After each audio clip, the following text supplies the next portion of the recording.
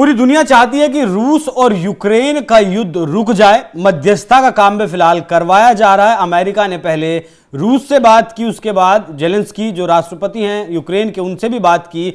वहां कुछ तनातनी हुई, वो खबरें लगातार आपको बताई। उसके बाद जेलेंस्की ब्रिटेन पहुंचते हैं। ब्रिटेन से उन्हें मदद दी जाती है $2.26 बिलियन की, और यह पैसा एक तरीके से अगर आपको बताएं तो रशिया का ही पैसा था जो एसेट्स होल्ड किए गए थे सैंक्शंस के बाद। ठीक है, तो अब यूरोपियन यूनियन और ब्रिटेन एक साथ हैं। वो चाहते हैं कि वो समझौता करवा दें।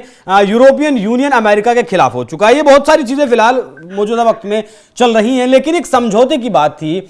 समझौता यह था कि ट्रंप ने कहा था कि जो आपको $350 बिलियन युद्ध की मदद के लिए दिए गए हैं उसे आप लौटाएं। लौटाने के लिए आपके पास नहीं है तो जो आपके पास आपके देश में खनिज संपदा है उसकी हम खुदाई करेंगे, 50-50% का उसमें हिस्सा रहेगा, यह पैसा वापस आ जाएगा। लेकिन इस खनिज का समझौता ब्रिटेन के साथ जेलेंस्की 2023 में ही कर चुके थे। अगर इस बात को हम आपको कहें तो शायद आप यकीन नहीं करेंगे, लेकिन जेलेंस्की डबल गेम कर रहे थे।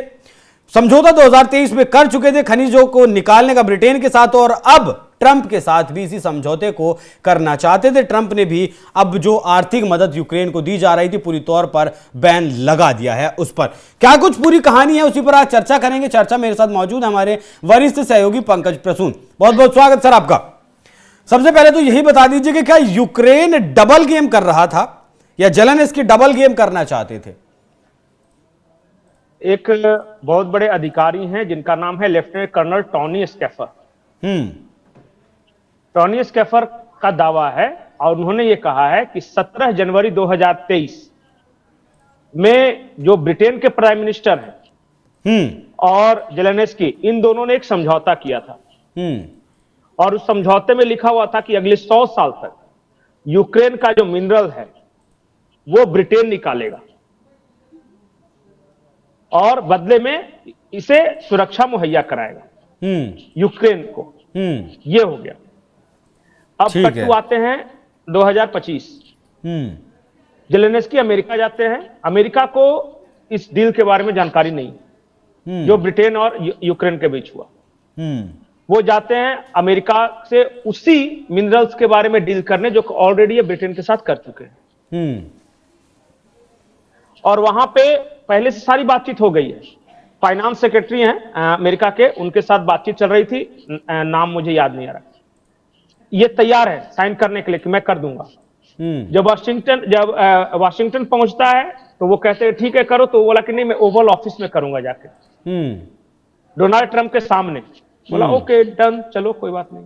जब डोनाल्ड ट्रंप के सामने जाता है और बातचीत करता है तो फिर जो तमाशा हुआ मीडिया के सामने वो सबने देखा ही है। वो सबने देखा है। ये बहुत बड़ी गलती की है जेलेंस्की ने।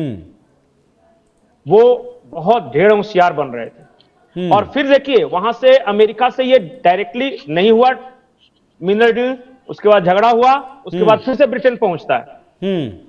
और कीथ स्टारमर जो कि ब्रिटेन के प्राइम मिनिस्टर हैं उसके पीठ पे हाथ रहे कहते कि मैं तुम्हारे साथ हूं। ये डबल गेम ब्रिटेन और जेलेंस्की मिलकर अमेरिका के साथ कर रहे थे और डोनाल्ड ट्रंप को बातचीत के दौरान ही इसकी जानकारी मिल गई थी और इसलिए वो नाराज है। दोनों मिलकर भी अमेरिका का मुकाबला नहीं कर सकते, पूरा यूरोपियन यूनियन मिलकर अमेरिका का मुकाबला नहीं कर सकता, फिर ये डबल मुकाबला नहीं क्या नहीं, मुकाबले की बात है ही नहीं। यहां क्या होता है, दो गरीब मिलकर प्लान बनाते हैं कि एक पैसे वाले को कैसे बेवकूफ बनाया जाए। ये ब्रिटेन और जेलेंस्की मिलकर वही कर रहे थे कि माल सामते रहो अमेरिका से, जितना हद तक ले सकते हो पैसे लेते रहो। और जब पकड़े जाएंगे तो कहेंगे कि तेरे संबंध अच्छे नहीं है, तुम तो मेरी मदद नहीं करो, तुम तो धोखेबाज निकले। यूक्रेन को तुमने धोखा दे दिया, देखो पहले तो ये रशिया के साथ लड़ाई करवा लिया, आप कह रहे हो कि मदद नहीं करेंगे। इस तरह का नैरेटिव बनाया जा रहा है ना। जबकि धोखा जेलेंस्की और ब्रिटेन मिलकर अमेरिका को दे रहे थे। और ये कोई मेरा खुलासा नहीं है, ये लेफ्टिनेंट कर्नल जिनका मेरा नाम है टोनी, उनका नाम है टोनी स्कैफर, उन्होंने ये पूरा खुलासा किया है। 100 साल का पार्टनरशिप करके आए हो ब्रिटेन के साथ मिनरल्स निकालने। अच्छा, जब ये खुलासा हो गया तो अब आगे क्या होगा? अब डोनाल्ड ट्रंप को जो करना है वो करेंगे। आर्थिक मदद तो उन्होंने रोक दी तत्काल प्रभाव से। मुझे जहां तक जानकारी है ये नाटो से अमेरिका जो अलग होने की जो बातचीत चल रही है, वो इसी वजह से चल रही है कि ब्रिटेन ने अमेरिका को पिछले 30-40 सालों से बेवकूफ बनाकर रखा है। मदद अमेरिका के लिए, पैसे अमेरिका के लेता है, सहायता अमेरिका करता है, और ये सब ऐश कर रहे हैं। और दुनिया को आंखें दिखा रहे कि वी आर फाइव आइज। काहेगा फाइव आइज? और यही तो बात ट्रंप बोल रहे हैं कि तुम लोग हमारे पैसे पे पल रहे हो और हमें ही आंख दिखा रहे हो यार। तो हम नाटो से अलग होंगे, पहली बात तो ये मौका मिल गया नाटो से अलग होने का। अब इससे ठोस कारण मिल गया यार। अब गिड़गिड़ा रहे कि नहीं जी गलती हो गई तो आगे करेंगे। जेलेंस्की वीडियो बना बना के कह रहा है कि अगर डोनाल्ड ट्रंप फिर बताए तो मैं तो जहां कहे वहां साइन करने के लिए तैयार हूं। अरे बेवकूफ, कल तक तो तुम ओवल ऑफिस में दादागिरी कर रहे थे और समझा रहे थे डोनाल्ड ट्रंप को ही कि ये नहीं ये होता है, ये नहीं होता है। और अमेरिका के उपराष्ट्रपति को ये कह रहा है, ये पागल जोकर, कि आज तक तुम यूक्रेन गए हो, तुम्हें वहां के सिचुएशन का पता है। ये कह रहा है उनको जिनके पैसे खा के ये युद्ध लड़ रहा है। ये हो रहा था वहां पे, और ये बहुत बड़ा खुलासा है। वो जो पर्दा पड़ा हुआ था वो हट गया। अब अमेरिका ब्रिटेन से भी आहत है और जेलेंस्की से तो है ही।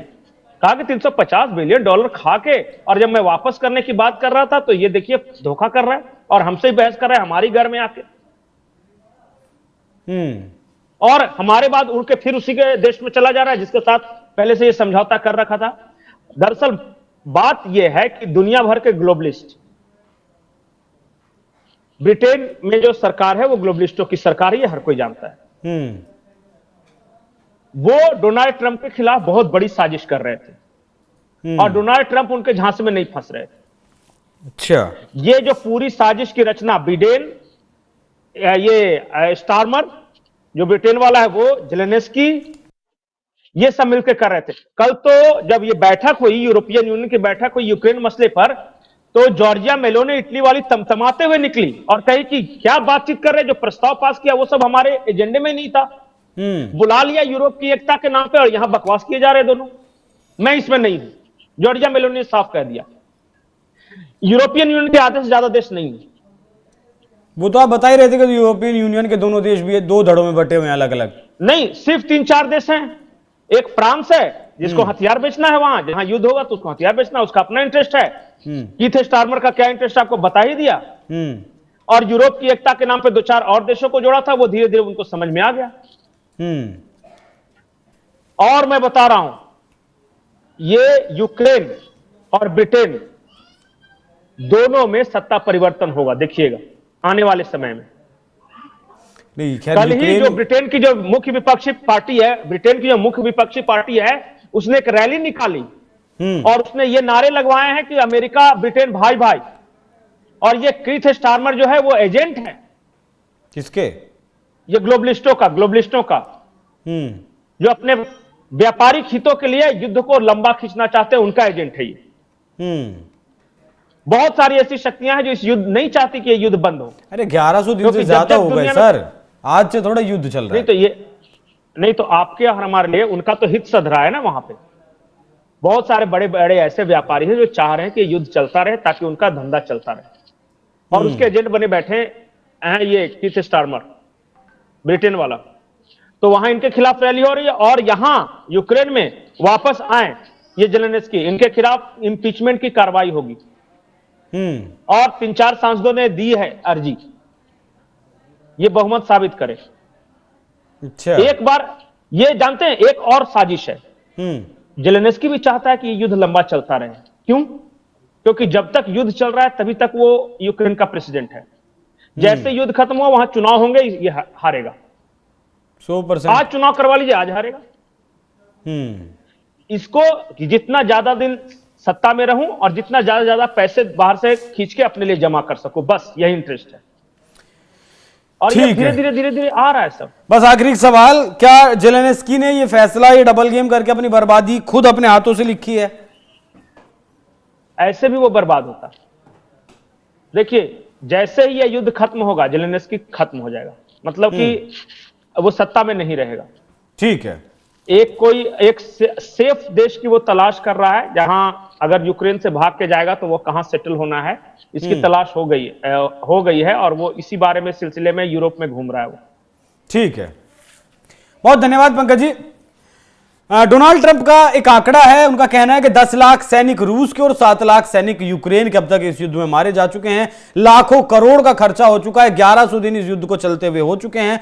कई हिस्से, लगभग 4 हिस्से ऐसे हैं जिन पर रूस कब्जा कर चुका है, मतलब 20% यूक्रेन की जमीन पर कब्जा है फिलहाल रूस का, और सिर्फ 450 वर्ग किलोमीटर जो कोर्स का इलाका है उस पर यूक्रेन का कब्जा है रूस में। तो बहुत कुछ दांव पर रूस का इस वक्त लगा हुआ है और ये डबल गेम करना कहीं ना कहीं आने वाले वक्त में यूक्रेन को, जेलेंस्की को बहुत ज्यादा भारी पड़ने वाला है। अमेरिका की तरफ से जो मदद दी जा रही थी सैन्य उपकरणों के लिए, वो तत्काल प्रभाव से रोक दी गई है। अब और आगे क्या होता है उस पर चर्चा लगातार हम करते रहेंगे। उसे जानने के लिए आप हमारे साथ भी बने रहिएगा। पंकज जी, एक बार फिर आपका बहुत बहुत धन्यवाद। दर्शकों, चर्चा कैसी लगी कमेंट कर जरूर बताइएगा। नमस्कार।